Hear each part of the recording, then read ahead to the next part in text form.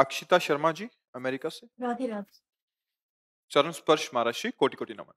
महर्षि, जब हम परिवार या आसपास किसी को कुछ ऐसा करते देखते हैं जो अनुचित है या लोगों के लिए अनुकूल नहीं है, तब हमें कर्म या वाणी से हस्तक्षेप करना चाहिए या ये सोचकर कि ये ही इनका प्रारब्ध है, इसे जाने देना चाहिए? महाराज जी। यदि वो अपने अधिकार के अंतर्गत है, जैसे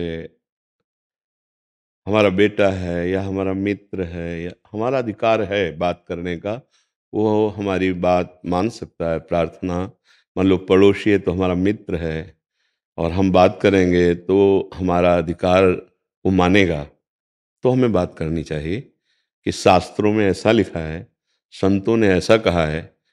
आपके द्वारा जो ये चेष्टाएं हो रही, शायद आप नहीं समझ पा रहे हैं, गलत है। प्रार्थना रूप में, अधिकार के अनुसार।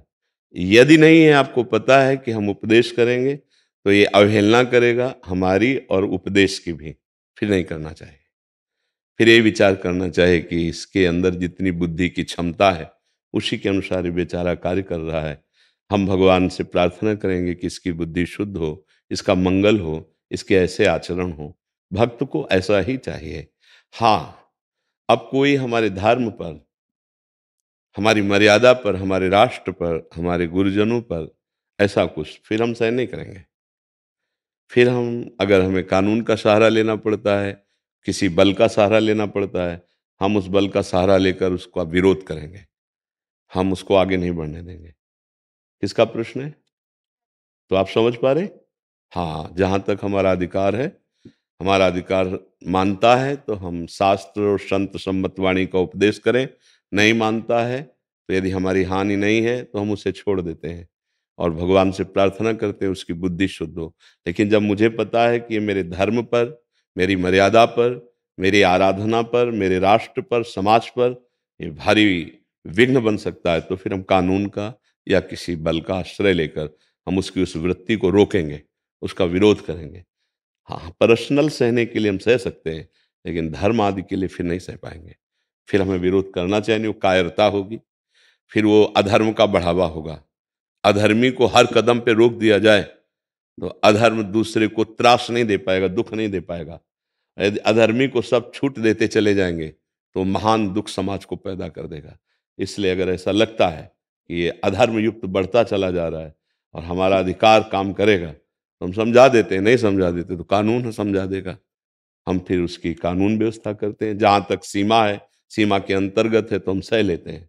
दोनों बातें बहुत विवेक पूर्वक देखनी चाहिए, क्योंकि भक्त बड़ा सुलझा हुआ व्यक्तित्व होता है। वो अपने को ना तो प्रपंच में फंसाएगा और ना दूसरे को कष्ट देना चाहेगा। पर जब धर्म की बात आ जाएगी, फिर वहाँ कष्ट का प्रश्न नहीं उठता। धर्म की रक्षा के लिए अगर हमारे प्राण भी चले जाते हैं तो वो ठीक है, वो परम मंगलकारी होगा। ये बात ध्यान रखना है। चाहे स्त्री हो चाहे पुरुष हो, जो उपदेश है वो सार्वजनिक है, सबके लिए है। अपने सहन करने के लिए हम तैयार हैं, लेकिन हमारी मर्यादा, हमारे धर्म, हमारे राष्ट्र पर फिर हम सहन करने के लिए तैयार नहीं, चाहे कोई भी हो उसमें। जैसे अपने लोग हैं तो हम उतना संकल्प करेंगे, हम भजन करेंगे, हम तप करेंगे, अपने को जलाएंगे और उसके अधर्म वृत्ति को रोकेंगे। वो मर्यादा के खिलाफ नहीं जा सकता जहां तक हमारी पहुंच है। अगर इसके बाद नहीं है तो फिर हम सबसे बड़े न्यायाधीश से न्याय की बात गुहार करेंगे श्री भगवान से कि आप चाहे इसे दंड दीजिए या आप इसकी बुद्धि शुद्ध कीजिए। अब इसको रुकना चाहिए, नहीं तो बहुत हानि हो जाएगी। तो पहले जितने भी ऋषि महात्मा थे, जगत मंगल के लिए ही तो तप करते थे। अपना कल्याण तो स्वयं हो जाएगा, उसमें कोई, जगत मंगल के लिए। हम जो भजन कर रहे हैं, जो शास्त्र स्वाध्याय किए, जो तप किया, जो अनुभव हुआ, तो आज उसी को तो बांट रहे हैं कि आप उसे स्वीकार कीजिए। आपको उतनी मेहनत नहीं करनी पड़ेगी और आप स्वीकार किए तो आपका मंगल हो जाएगा। तो ऐसे ही आपके पास जो भी है, जितना विवेक है, जितनी बुद्धि है, उसके अनुसार हम अपनी रक्षा करें, अपने परिवार को सुव्यवस्थित रखें, अपने मोहल्ले को, अपने राष्ट्र को, जितना हमको भगवान ने दिया है, हम भगवान से प्रार्थना करें। दो प्रकार से रोका जाता है, एक होती साम नीति विनय के द्वारा, और एक होती दंड नीति। जब अधर्मी अधर्म से नहीं अपने को बचाना चाहता तो एक ही उपाय बचता है, दंड नीति। जैसे भगवान ने साम नीति का प्रयोग किया, जाकर संधि के लिए प्रार्थना की दुर्योधन से कि आप हस्तिनापुर के राजा बनिए। वो इंद्रप्रस्थ के बन जाएंगे। नहीं माना। फिर कहा 5 गांव दे दीजिए।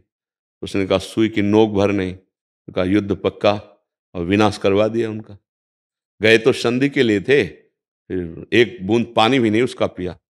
और विदुर जी के यहाँ जाकर उनकी जो प्रेम में डूबी हुई पत्नी थी उनके हाथ से छिलके पाए और विनाश करवा दिया कौरवों का, अधर्म का नाश करा दिया। अर्जुन जी कहने लगे मैं युद्ध नहीं करूंगा। भगवान ने पूरी गीता उपदेश इसी बात के लिए दी कि तुम्हें इनका नाश करना ही पड़ेगा। उनका इनके मारने से तो अच्छा है कि हम संन्यास लेकर भिक्षा का अन्न पाए। भगवान ने कहा नहीं नहीं, इनको मारो, मारना ही परम कर्तव्य है इस समय। तो ये बात देखनी पड़ेगी।